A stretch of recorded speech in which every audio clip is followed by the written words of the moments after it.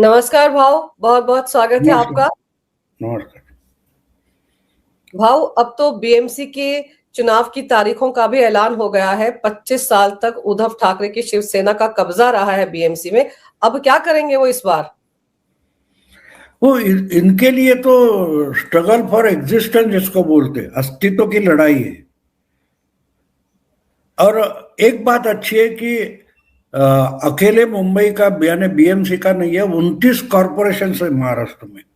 सब जगह के यानी 27 पुराने हैं और दो अभी पहली बार, दो जगह ऐसे जालना शायद और कोई है कि जहां पहली बार कॉरपोरेशन का चुनाव होने वाला है। जो पहले नगर पालिका थी, अब उसको महापालिका वगैरह बना दिया है।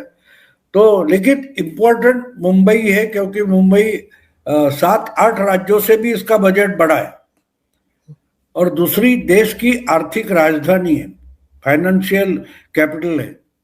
तो इसलिए और एक बात की यानी उनकी जो चमचागिरी करने वाले वगैरह पत्रकार है, वो भी पिछले कुछ दिनों से 15-20 दिनों से गाली दे रहे थे मानो उद्धव ठाकरे को।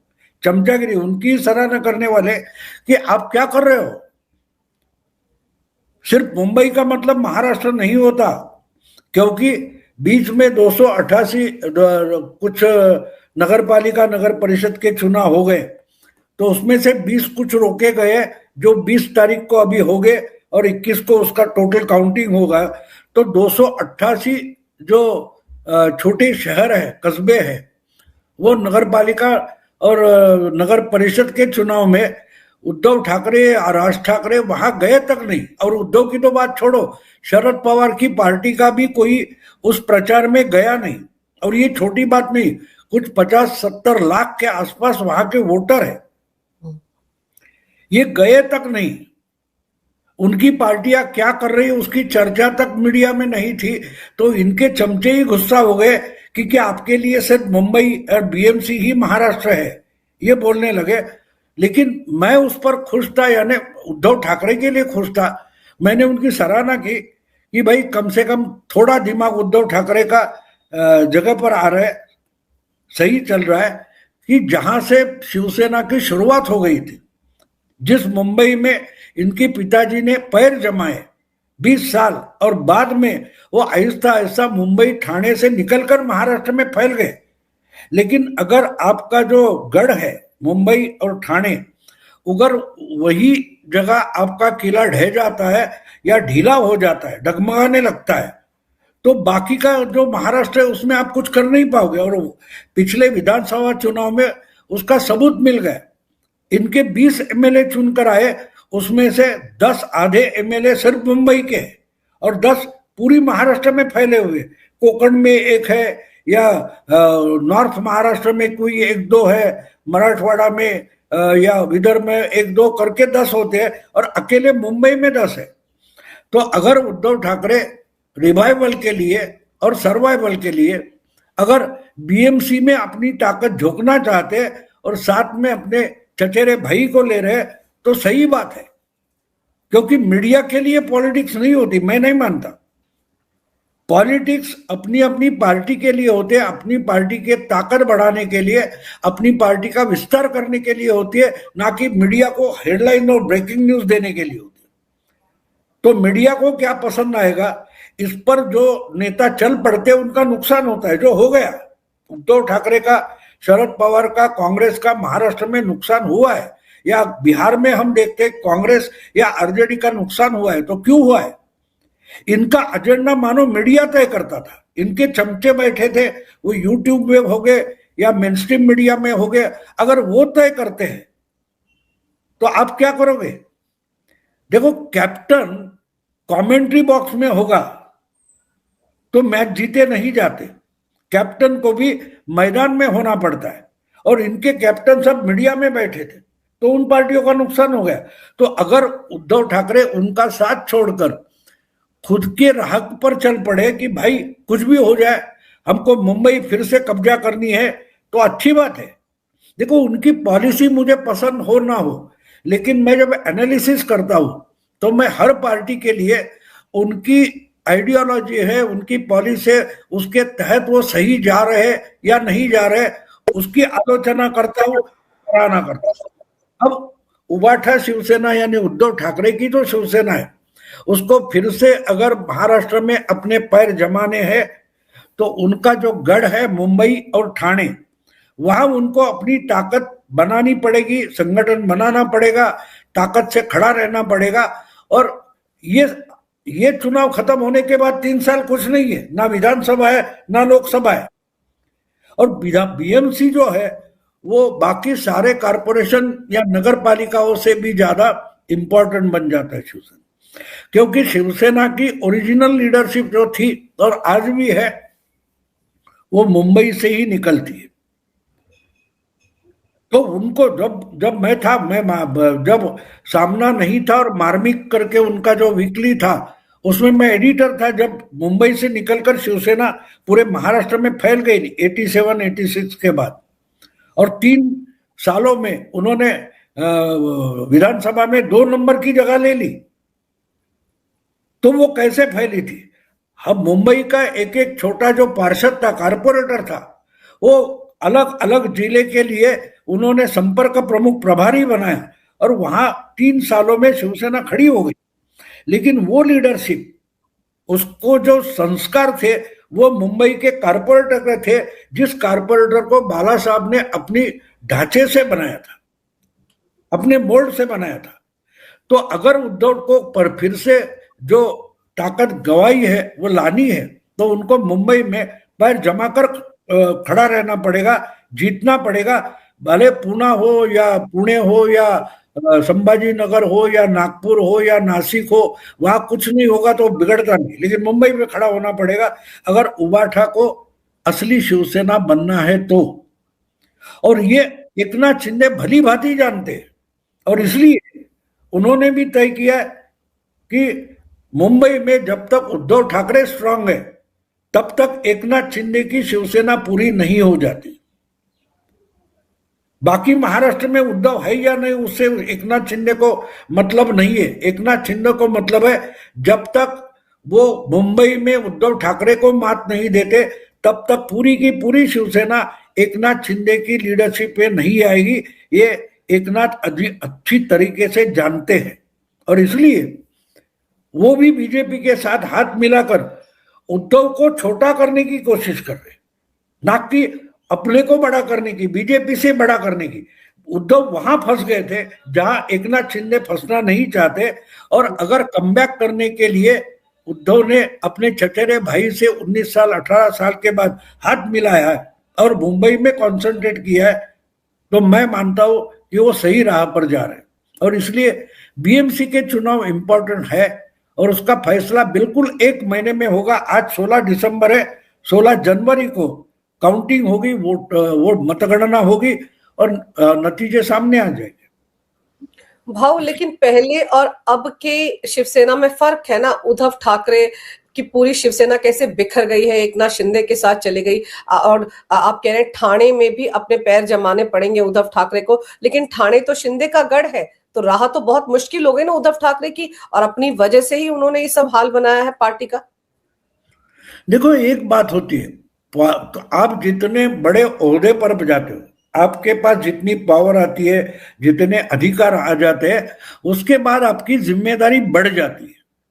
और जिम्मेदारी का मतलब क्या होता है? आप डिसीजन मेकर होते हो, आप डिसीजन मेकर हो जाते हो, क्योंकि आपका एक डिसीजन है, वो 10 लोग हो, एक छोटी कंपनी है, वहां का मैनेजर है, वो तो 10 लोगों के लिए डिसीजन लेता है। कोई बड़ी कंपनी है तो 100 हो, 1000 कर्मचारियों के लिए वो अपना डिसीजन लेता है, क्योंकि उसके एक डिसीजन से इनकी किस्मत बदलती जाती है, बिगड़ती जाती है।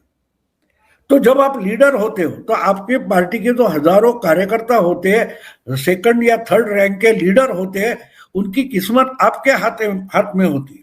तो आपको डिसीजन लेते वक्त पर्सनल नहीं होना चाहिए। उद्धव ठाकरे पर्सनल हो गए। वो जब 2019 में मुख्यमंत्री होने निकले तब उन्होंने ना पार्टी का सोचा, ना अपने कार्यकर्ताओं के बारे में सोचा। बाला साहब कभी चुनाव नहीं लड़ते थे, यानी उनके जो फॉलोअर्स थे, उनके जो कार्यकर्ता थे, उनकी कंपटीशन में बाला साहब नहीं थे, उसलिए बाला साहब अलग थे। और इतना पता था कि अपने फायदे के लिए नहीं, हमारा कुछ करने के लिए बाला साहब डिसीजन लेंगे।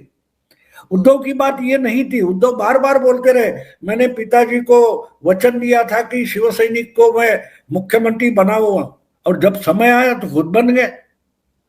वहां वो एकनाथ शिंदे और जो कोई और 2-3 हो गए, उनके कंपटीशन में आ गए, तो उनमें से एक हो गए। बाला साहब उनमें से एक नहीं थे, अबव ऑल थे। तो ये गलती जो उद्धव ठाकरे की थी, उसकी कीमत वो चुका रहे।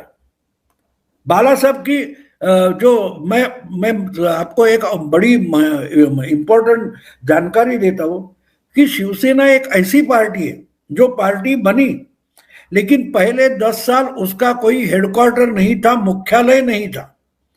66 में शिवसेना की स्थापना हो गई, तो मातोश्री बाला साहब जहां रहते थे वहां मीटिंगें होती थी, या सुधीर जोशी का एक होटल जैसा था, उसकी टेरेस पर इनकी मीटिंगें चलती थी। लेकिन हर शाखा जो थी शिवसेना की, हर शाखा का छोटा मोटा ऑफिस होता था, भले 100 स्क्वायर फुट का होगा, 150 स्क्वायर फुट का होगा, किसी बिल्डिंग के नीचे छोटी जगह है वहां होगा, लेकिन हर शाखा का, उपशाखा का भी कार्यालय होता था, और वो हमेशा लोगों की भीड़ वहां लगी रहती थी। तो वो संगठन था। 75 में 76 में सेना भवन बना उसके बाद, लेकिन बाला साहब सेना भवन में बहुत कम जाते थे। शिवसेना की ताकत शाखा में थी, वार्ड वार्ड में थी। तो चुनाव आ गया तो भाई कैंडिडेट कौन है इसकी चिंता नहीं थी। जहां उनका कॉर्पोरेटर था, अच्छा काम कर रहा था, वही रहेगा। अगर उसको बदलना है तो उसको बदलने के लिए उम्मीदवार भी तय था, जो शाखा प्रमुख होता था वो कैंडिडेट बनता था। मुझे याद है, जो आज साकीनाका वगैरह बोलते हैं, एयरपोर्ट सहार वगैरह है, वो घाटकोर एक बिल्कुल बड़ा इलाका था। उसमें पारा कदम नाम का एक कॉर्पोरेटर पहली बार 68 में चुनकर आया। 73 में उस वार्ड के 2 वार्ड हो गए, रमाकांत मयेकर और पारा कदम 2 कॉर्पोरेटर बने। रमाकांत कॉर्पोरेटर शाखा प्रमुख था पारा कदम का। आज वहां 7 या 8 कॉर्पोरेटर चुनकर आते, वो एक वार्ड था, आज वहां से विधानसभा चुनाव क्षेत्र बन गया, उतना पॉपुलेशन बढ़ गया। लेकिन कहने का मतलब यह है कि वो जो शाखा काम करती थी, इतनी जनता से जुल मिलकर रहते थे कि किसके घर में कुछ हो तो पुलिस थाने नहीं जाते थे, शाखा में जाते थे। वो जो था, वो उद्धव ठाकरे ने 25-30 साल में खत्म कर दिया। शिवसेना केंद्रित हो गई। एक वार्ड का भी डिसीजन है वो उद्धव ठाकरे ले लेंगे, वो नहीं होता था। क्या वार्ड में क्या चल रहा है बाला साहब को पता तक नहीं होता था। खबरें आई तो सुनते थे, अरे भाई बुलाते, उसको बुलाओ, शाखा प्रमुख को, कॉर्पोरेटर को। तो टिकट नहीं दिए जाते थे, टिकट नहीं बेचे जाते थे, ना दिए जाते थे, ना बेचे जाते थे। ये सब पिछले 30 साल का। और पार्टियों जैसे शिवसेना बन गई, वहां इनके गढ़ की जो नींव थी वो हिलने लगी, गड़बड़ वहां हुई। और अगर फिर से वो शिवसेना बनाने की कोशिश अगर उद्धव ठाकरे कर रहे हैं, तो मैं उनकी पीठ थपथपाऊंगा, और मैंने उसके लिए अलग वीडियो बनाया। तो मुंबई में उनको खड़ा। अब दूसरी बात है कि एकनाथ शिंदे कहां से आए? जिला प्रमुख थे आनंद दिघे, उनकी मैंने बाला साहब का जो एक जिला प्रमुख था, शाखा प्रमुख था, उसका चेला कौन है? एकनाथ शिंदे। तो वो उस मोल्ड से आया है।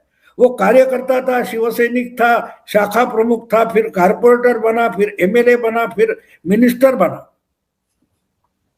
तो उसको मालूम है उसकी ताकत ठाणे में है, ठाणे डिस्ट्रिक्ट हो या ठाणे सिटी हो। तो ये गढ़ हिलना नहीं चाहिए।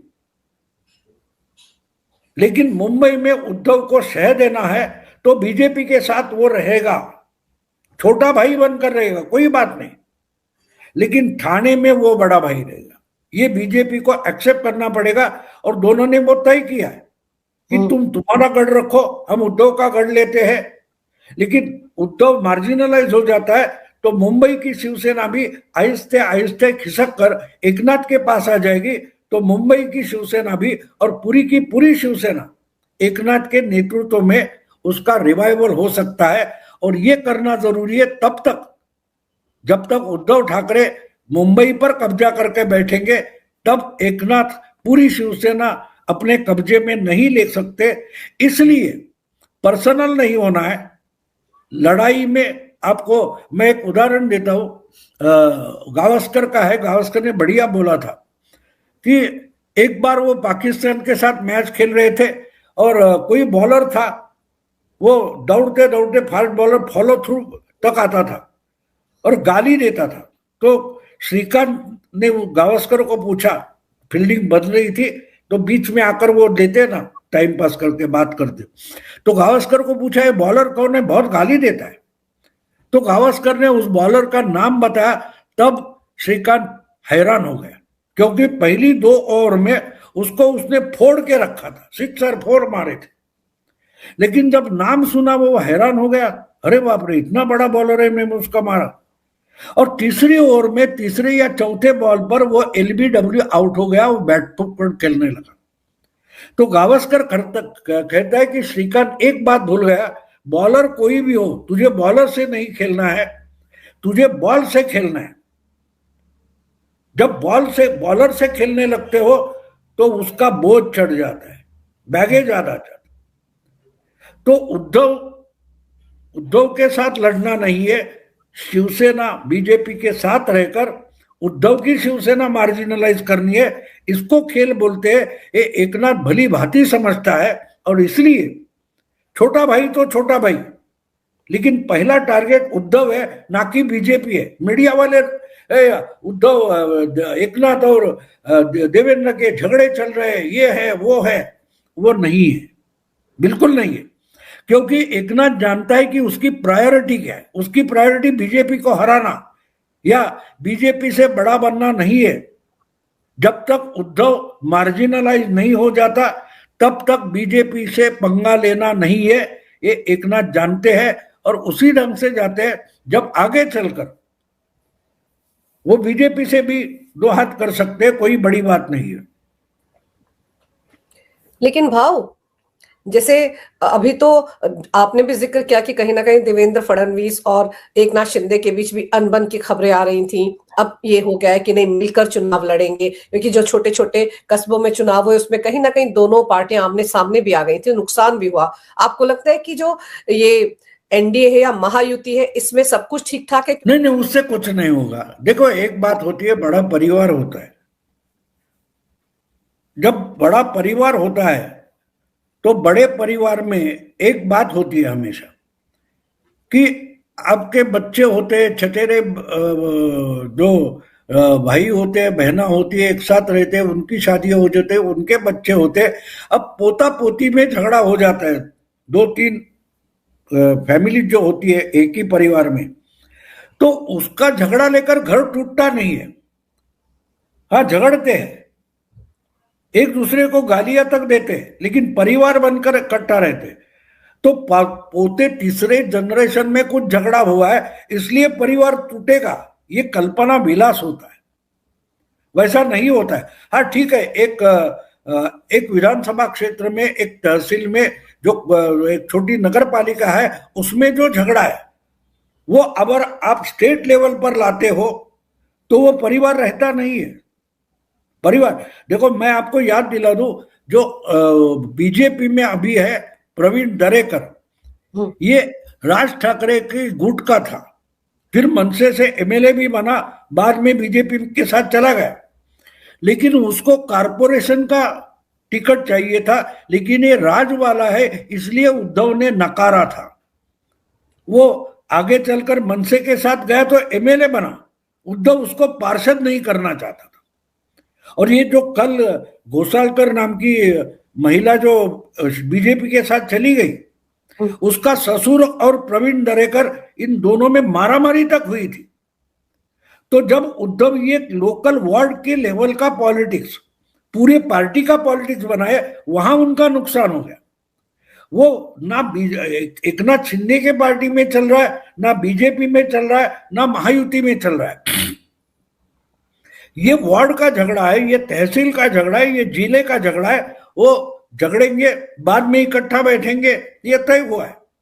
ये 3-3.5 महीने पहले देवेंद्र ने साफ साफ बोला है कि जहां युति नहीं रहेगी, सीट का बंटवारा नहीं हो सकता, गठबंधन नहीं हो सकता, वहां एक दूसरे से लड़ेंगे, कोई बात नहीं, एक दूसरे से लड़ेंगे। लेकिन नतीजे आने के बाद फिर से सत्ता में इकट्ठा बैठना है, तो सिर्फ मंत्रालय में नहीं, उस नगर पालिका में एक दूसरे से लड़कर भी अगर मेजॉरिटी आती है तो लाएंगे। और ये जब एक दूसरे से लड़ते हैं तो उसका पॉलिटिक्स भी समझना जरूरी है। अगर एक गठबंधन की दो पार्टियां कुछ जगह एक दूसरे के साथ पूरे ताकत से लड़ती है तो वो दोनों के अपोजिशन की जगह स्पेस खा लेती है। कणकवली नाम की नगर परिषद है, छोटी, लेकिन वहां नारायण राणे के दो बेटे, एक शिवसेना और दूसरा बीजेपी, एक दूसरे के खिलाफ लड़े, लेकिन नतीजे के बाद साथ आएंगे तो वो नगर परिषद किसके हाथ में रहेगी? राणे के हाथ में रहेगी ना। ये एनालिसिस करने वालों का दिमाग नहीं चलता। अरे ये शिवसेना है, वो बीजेपी है, दोनों एक दूसरे के गिरेबान पकड़े, कॉलर पकड़े हैं, इस पर जाते ही ये जर्नलिज्म है ही नहीं। ये समुद्र सतह पर देखते हैं, समुद्र समझना है तो गहराई तक जाना पड़ेगा, नीचे बिल्कुल ठंडा है। ये ऊपरी ऊपरी बातें हैं, जो ब्रेकिंग न्यूज होती है, खबरें होती है, खुलासे होते हैं, आरोप होते हैं, ये ऊपर ऊपर की उथल पुथल है। जब देवेंद्र बोलता है कि चुनाव के नतीजों के बाद इकट्ठे सत्ता में बैठना है तो खिलाफ लड़ो, लेकिन बाद में इकट्ठा आ जाओ। सत्ता हमारे हाथ में होनी चाहिए, मंत्रालय की हो या नगर पालिका की हो। ये ठीक है, पॉलिटिक्स कार्यकर्ता नहीं, लेकिन मुझे अजीब लगता है कि जो पत्रकार इस पर बातें करते हैं बड़ी बड़ी, ये तो गया, ये तो टूटा, मजाक उड़ा रखा है। ये है ही नहीं, ये बच्चे जैसे एक्साइट होकर उथल पुथल करना शुरू कर देते हैं। बिल्कुल इस ढंग का एनालिसिस चलता है। अभी देखो पूना में अगर मुंबई में साथ बैठे, लेकिन पूना हो या पिंपरी चिंचवड़ हो, ये दोनों जगह एनसीपी को हरा कर ही दोनों कॉरपोरेशन अगर बीजेपी ने जीते हैं तो वहां एक दूसरे के खिलाफ लड़ेंगे। लेकिन इसमें शिवसेना हो, उद्धव ठाकरे की शिवसेना हो या कांग्रेस को, उसको जगह बचती नहीं। अजीत दादा वर्सेस देवेंद्र, तो दोनों मिलकर आखिर में नतीजे के बाद उनकी ही मेजॉरिटी होने वाली है। समझो बीजेपी फिर से ज्यादा आई लेकिन मेजॉरिटी नहीं हुई तो बोले कि हम बड़े, भाई तेरे को डिप्यूटी मेयर करते, हमारा मेयर बनेगा। तो एक दूसरे के खिलाफ लड़ेंगे लेकिन सत्ता में एक साथ बैठेंगे। यही पॉलिटिक्स है जो आज के एनालिस्ट के दिमाग में नहीं आता। अब इसको क्या करें? तो ये जो तीसरी जनरेशन के कार्यकर्ताओं के झगड़े हैं, उस पर सरकार बनती नहीं ना टूटती है, ये हमें समझना जरूरी है। पर भाऊ, आपको बीएमसी को देखकर क्या लग रहा है? आप वहां पर किस तरह का गणित बन सकता है? क्योंकि मैंने जैसे शुरू में भी पूछा आपसे कि 25 साल तक तो शिवसेना का कब्जा रहा, उद्धव ठाकरे के लिए राह तो बहुत मुश्किल है ना, भले ही वो राज ठाकरे के साथ चला जाए। नहीं, एक बात है जो हो रहा है, वो जो मैं देख रहा हूं, बीजेपी सबसे बड़ी पार्टी बनकर उभरेगी। उद्धव और एकनाथ दोनों की संख्या एक जैसी रहेगी, लेकिन एकनाथ जबकि बीजेपी के साथ है तो बीजेपी का मेयर बनेगा, सत्ता बीजेपी और एकनाथ के साथ रहेगी। और इसमें मारे जाएंगे कौन? तो एनसीपी और कांग्रेस, उनकी जगह खत्म हो जाएगी। पैसे तो कांग्रेस लास्ट टाइम ही खत्म हो गई है, जो हमेशा शिवसेना से टक्कर देने वाली पार्टी थी, यानी जिनके शिवसेना से 10-15 कारपोरेटर कम होते थे, वो बहुत संख्या में कम हो गए, यानी उनको स्पेस ही बची नहीं, 27-30 पर आ गए। इसके बाद शायद 10-15 भी बचेंगे कि नहीं पता नहीं। एनसीपी का तो मुंबई आए कुछ नहीं, कुछ 8-10 आएंगे तो आएंगे, लेकिन एकनाथ, उद्धव और बीजेपी, ये तीनों में ही बीएमसी पूरी हो जाएगी। यानी 80%, 85% ये तीन पार्टियां, शिवसेना, उबाठा और बीजेपी, इनमें बढ़ जाएगी बीएमसी। हाँ, बीच में जो खबरें आ रही थी कि एक दूसरे के नेताओं को, एक दूसरे के कार्यकर्ताओं को आपस में लेने की होड़ लगी हुई है, शिंदे की शिवसेना में और बीजेपी के बीच में अब अंदर खाने समझौता हो गया है, दल नहीं बदलवाएंगे अपने नेताओं के। क्या सब कुछ ठीक है इस वक्त महायुति में? बिल्कुल ठीक है। मैंने आपको बोला ना, अभी बच्चे जो घर में है, तीसरे जनरेशन के, चौथे जनरेशन के, इनका झगड़ा होता है, लेकिन पहली जनरेशन के जो लोग होते हैं वो अपने अपने लिए थोड़ा इधर उधर हो जाता है, लेकिन सम्मान लेते हैं कि परिवार चलाना है। बच्चों के झगड़े में अगर बुजुर्ग चले जाए तो सब सत्यानाश हो जाता है। और ये समझ एकनाथ के पास है, अजीत दादा के पास है, देवेंद्र के पास है, लेकिन ये समझ ना उद्धव के पास है, ना शरद पवार सुप्रिया के पास है, ना कांग्रेस के पास है। थोड़ी बहुत शरद पवार के पास है, इसलिए शरद पवार ने बोला कि भाई मनसे को अगर उद्धव साथ लेता है फिर भी कांग्रेस को कॉम्प्रोमाइज करना पड़ेगा। ये शरद पवार बुजुर्ग बोल रहा है, लेकिन सेकंड जनरेशन जो है कांग्रेस की, मुंबई की लीडरशिप हो, वो मानने को राजी नहीं है, तो टूटेगा, महाविकास आघाड़ी का गठबंधन टूटेगा। तो वो संभालना बीजेपी की जिम्मेदारी है नहीं ना, आपको संभालना पड़ेगा। कि भाई एक बात आप देखो, महाराष्ट्र हो या बिहार हो, आपने एक देखा होगा कि बीजेपी ने अपनी ताकत बढ़ाई, लेकिन अपनी दोस्तों की भी ताकत बढ़ाई। अजीत दादा का एक एमपी आया था, लेकिन 40 से ज्यादा एमएलए चुनकर आए। एकनाथ के, उद्धव से भी एक ज्यादा एमएलए चुनकर आए, 56 से 57 हो गए, उद्धव के अलग से 20 है। तो टोटल शिवसेना कितनी हो गई? 56 थी, 56 से 77 तक पहुंच गए दोनों शिवसेना मिलकर। तो एकनाथ की ताकत भी बीजेपी ने ही बढ़ाई है, और बीजेपी की भी ताकत एकनाथ और अजीत दादा के कारण बढ़ी है। अगर 132 हाईएस्ट पर पहुंच गए, तो ये समझ जिनके पास होती है उनको मालूम है कि भाई नीचे वाले कार्यकर्ताओं के झगड़े जो होते हैं उसकी खबरें बड़ी बड़ी बनाकर पेश की जाएगी, लेकिन उससे हमको कितना बहकना है या नहीं बहकना है, ये समझ जिसके पास होती है वो बड़ी पार्टियां चला सकते हैं, और वो पार्टियां विस्तारित भी कर सकते हैं।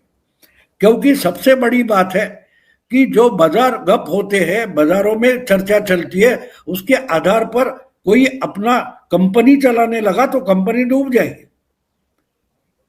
तो ये जो खबरें चलती है वो चलने दो, वो भी एंजॉय करते हैं। देवेंद्र भी हंस पड़ता है ना। एक बार 2 हफ्ते पहले की बात है, देवेंद्र ने बोल दिया ये ऐसा है वैसा है, हम सुन रहे क्या है। पत्रकारों को बोला कि आप ये खबरें चलाते रहो, ये पगले लोगों का बाजार बन गया, वेड़ियांचा बाजार। तो ये खबरें चलाते रहो, उससे कुछ होने वाला नहीं। हम समझदार है तो एक दूसरे के कार्यकर्ता उनको समझाएंगे, लेकिन जब कार्यकर्ताओं को खेलने का और झगड़ने का सवाल है, ये जो इकाइयों के चुनाव होते हैं ये कार्यकर्ताओं के होते हैं, एक दूसरे से झगड़ेंगे। एक जमाना था 70 के दशक में, जब बाकी अपोजिशन की पार्टियां छोटी थी, तब जिला परिषद, तालुका पंचायत या कारपोरेशन लेवल पर पार्टियां लड़ती ही नहीं थी। कांग्रेस के ही 2 या 3 गुट एक दूसरे के खिलाफ लड़ते थे। इसका मतलब कांग्रेस टूट गई? नहीं, कार्यकर्ताओं के झगड़े थे, तहसील में होते थे, जिले में होते थे, वो चलते रहते थे। लेकिन जब विधानसभा और लोकसभा का होता था तो पूरी कांग्रेस, पूरे गठ इकट्ठा होकर लड़ते थे। तो वही आज उसको ही युति बोलते हैं, गठबंधन बोलते हैं। ये आज के जमाने के जो पत्रकार है उनके दिमाग में आता ही नहीं, उनको समझता नहीं, तो ये अपने तरीके से उथल पुथल कर देते हैं, उसमें कोई बड़ी बात नहीं है। इसलिए घर में बैठकर भी मैंने बिहार का हो या महाराष्ट्र का चुनाव का नतीजा पहले से बता दिया था। बिल्कुल सही कह रहे हैं आप भाव। रहा तो मुश्किल है उद्धव ठाकरे के लिए, लेकिन देखते हैं राज ठाकरे के साथ जाकर वो कौन सा कमाल करते हैं बीएमसी में। लेकिन नुकसान सबसे ज्यादा कांग्रेस और शरद पवार की एनसीपी का होने वाला है। भाऊ, आपने समय निकालकर इस विषय पर बहुत ही अहम जानकारी मेरे दर्शकों को दी। आपका बहुत-बहुत धन्यवाद।